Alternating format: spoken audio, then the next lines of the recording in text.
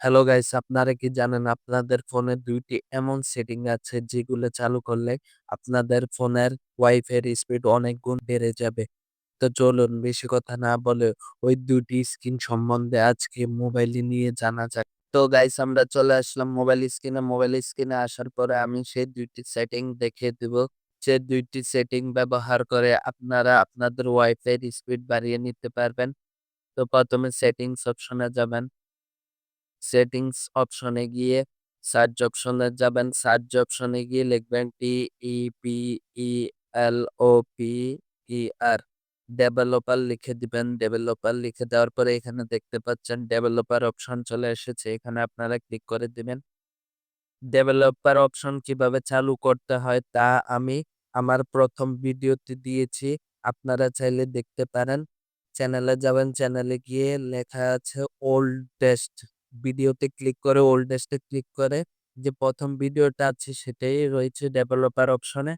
ওইখানে আপনারা ক্লিক করে দেখে নিবেন কিভাবে ডেভেলপার অপশনটি চালু করতে হয়। তো দেখে নেওয়ার পর চালু করে নেওয়ার পরে আপনারা এখানে চলে আসবেন। এখানে চলে আসার পরে আপনারা নিচে চলে যাবেন। নিচে চলে যাওয়ার পরে নিচে চলে যাবেন আরো। একটা জিনিস খুঁজবেন, নেটওয়ার্কিং খুঁজবেন। এই যে দেখতে পাচ্ছেন এখানে লেখা আছে নেটওয়ার্কিং। নেটওয়ার্কিং এটা খোঁজার পরে আপনারা এখানে দেখতে পাচ্ছেন ইনেবল ওয়াইফাই ভারবস লগইন। এখানে আপনারা ক্লিক করে দিবেন। এখানে ক্লিক করে দেওয়ার পরে তারপর আরেকটা সেটিংস রয়েছে। সেটা হলো ওয়াইফাই স্ক্রিন থ্রোটলিং। এটা হয়তো অফ থাকবে অথবা অনও থাকতে পারে। অফ থাকলে আপনারা অন করে দিবেন। এ হলো আজকের ভিডিওর ২ টি সেটিংস। এই ২ টি সেটিংস ওয়াইফাই স্পিড চালু করার সাথে, সাথে বাড়বে না। আপনাদের ফোনটিকে রিস্টার্ট করে নিবেন।